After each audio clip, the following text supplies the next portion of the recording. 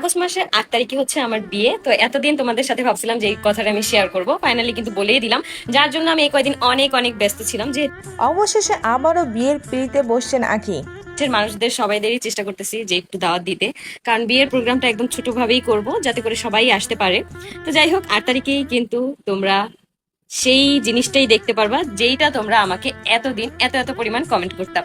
তো ভাবছিলাম যে এই ব্যাপারটা আমি আগেই তোমাদেরকে ক্লিয়ার করবো, কিন্তু দিন তারিখ দেওয়ার পরে আমি ভাবলাম যে তোমাদের সাথে ক্লিয়ার করি, যাতে করে তোমরাও জানতে পারো।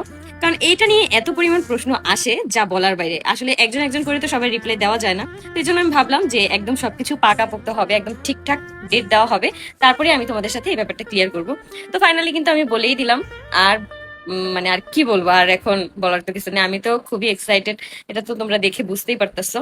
তো যাই হোক, বিয়ের কার্ড টার্ড এখন আর কি ছাপাতে হবে। তারপর হচ্ছে কাছের কিছু মানুষদেরকে দাওয়াত দেওয়া হয়েছে, এখনো আর কি ফুলফিল ভাবে সবাইকে দাওয়াত দেওয়া হয়নি। আর খুব কম সময় এখন আমাদের হাতে, একদম ড্রেস জুয়েলারি মেকআপ সবকিছু আগে থেকে ডিসাইড করে রাখতে হবে, যাতে করে আমি চাচ্ছি যে একদম সিম্পল একটা লুকে যাতে করে বিয়েটা সম্পন্ন করতে পারি। তো যাই হোক, সবকিছুই তোমরা দেখতে পারবে, জানতে পারবে। তোমরা যদি প্রতিনিয়ত আমার আইডি ভিজিট করো তাহলেই কিন্তু জানতে পারবে। আমি সবসময় চেষ্টা করি সবার আগে তোমাদেরকে আপডেট দেওয়ার জন্য। তো যাই হোক, এতদিন আমি এই জন্যই অনেক বেশি ব্যস্ত ছিলাম।